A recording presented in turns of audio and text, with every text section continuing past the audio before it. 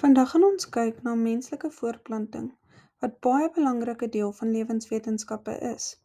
Ons fokus spesifiek op die struktuur en funksie van die manlike en vroulike voortplantingsstelsel. Hierdie kennis help ons verstaan hoe nuwe lewe begin en ontwikkel. Dit is ook belangrik vir eksamens want dit word gereeld in vraestelle gevra. Hierdie is ons lesdoelwitte.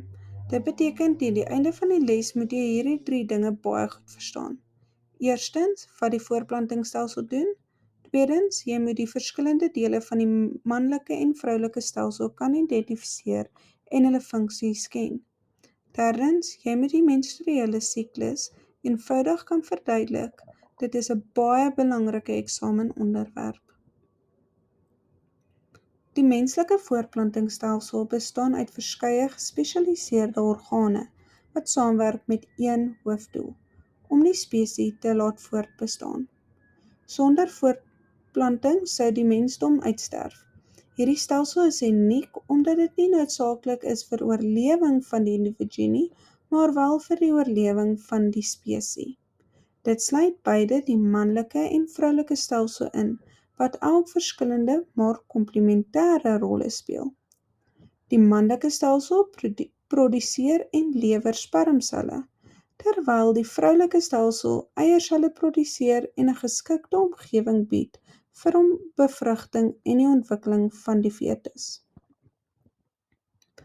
Die voortplantingsstelsel het 4 kernfunksies wat jy moet ken vir die eksamen. Eerstens, produseer dit gamete.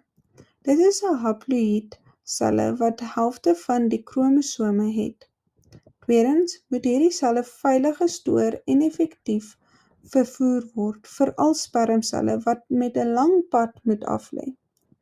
Derdens, in hierdie vroulike liggaam word die ontwikkelende embrio en fetus beskerm en gevoed in die baarmoeder. Vierdens, produseer die stelsel belangrike hormone soos testosteroon, estrogen en progesteroon. Hierdie hormone beheer puberteit en die menstruele siklus en sekondêre geslagskenmerke.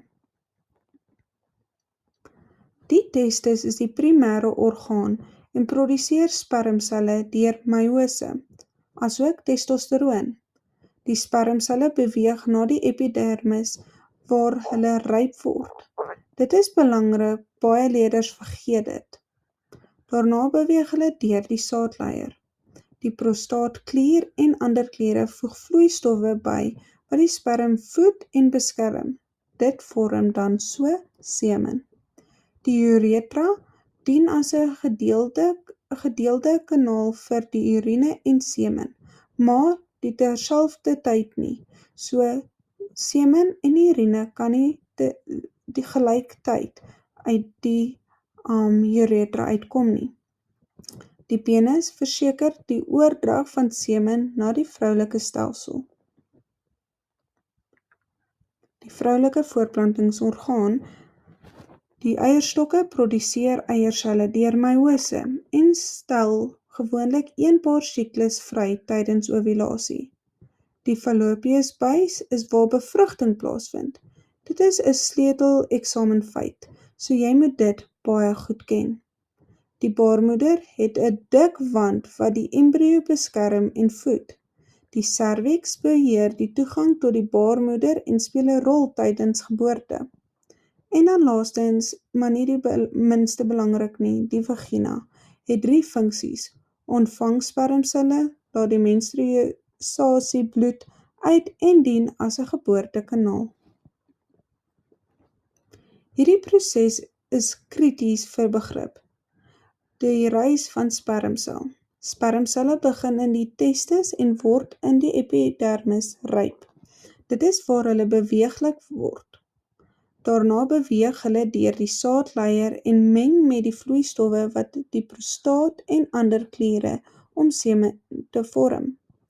Tydens ejakulasie word miljoene spermselle vrygestel, maar slegs 'n paar bereik die fallopiusbuis.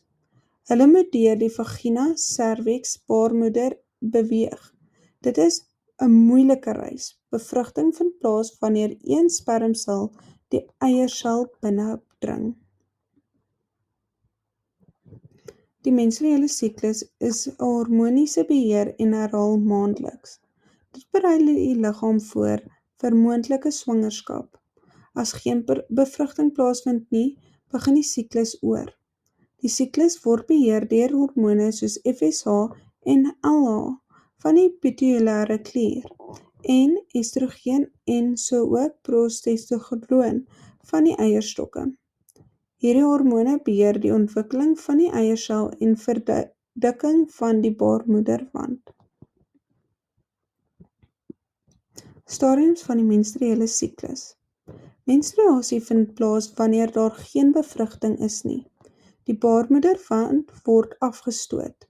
In die follikulêre fase stimuleer FSH die groei van die follikulus. Tydens ovulasie, gewoonlik rondom dag 14, word die eiersel vrygestel. In die luteale fase vorm die korpus, luteum, en produseer progesteroon wat die baarmoeder voorberei vir inplanting. As daar geen bevrugting is nie, breek die korpus luteum af en die siklus begin weer. Die voortplantingsstelsel is kompleks, maar goed georganiseer. Elke orgaan het 'n spesifieke rol wat bydra tot voortplanting. Die manlike stelsel produseer en lewer spermselle, terwyl die vroulike stelsel eierselle produseer en fetus ondersteun. Die menstruele siklus is 'n baie belangrike proses wat die liggaam voorberei vir swangerskap. Vir eksamens moet jy die strukture kan benoem, funksies kan verduidelik en prosesse soos die menstruele siklus stap vir stap kan beskryf. Baie dankie dat jy hierdie les gekyk het. As jy hierdie werk regtig wil bemeester, moet jy nie net lees nie, oefen vrae, teken diagramme en verduidelik dit hardop.